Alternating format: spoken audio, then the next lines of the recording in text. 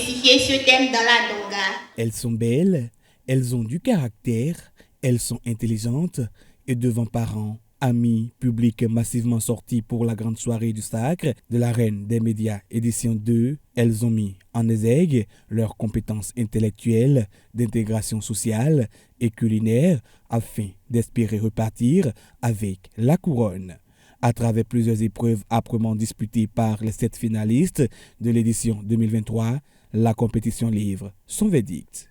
Et enfin, la Reine des médias, édition 2024, Jeanne-Claudette Sotinou.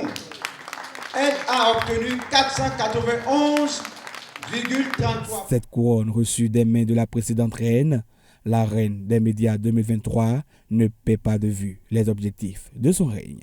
Déjà, comme je l'ai promis dans mon développement tout à l'heure, je vais tout faire pour intégrer un mouvement ou une association pour pouvoir permettre de mettre en œuvre en même temps mon projet, pour ne pas attendre longtemps avant de commencer la mise en œuvre de mon projet. Et peu à peu, commencer, comme j'ai dit, les sensibilisations, et les colloques, les talk shows, tout ça. Au thème de cette soirée, le public repart satisfait de l'initiative qui, elle, est à sa 2e édition. Il y a eu beaucoup de critères qui ont milité en faveur de celles-là qui ont pu tirer leur épingle du jeu. Et sur 30, elles se sont retrouvées finalement à 7. Et je voudrais saluer les organisateurs qui ont eu cette géniale idée. Et avec ce qu'on a vu ce soir, ça donne une fois la preuve qu'on peut être femme des médias et être encore une bonne mère de famille. En réalité, au-delà du classement, je pense que tout le monde, toutes les participantes gagnent. Et elles ont beaucoup gagné.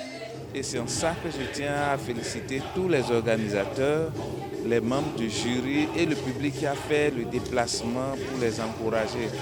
Parce que c'est une façon de les préparer à leur vie professionnelle, à leur avenir. Et c'est ça qui m'émeut vraiment. Et autant que nous le pourrons, on va vous soutenir. Pour le comité, cette saison reste pas déçu tout, riche en expériences à capitaliser pour les éditions prochaines.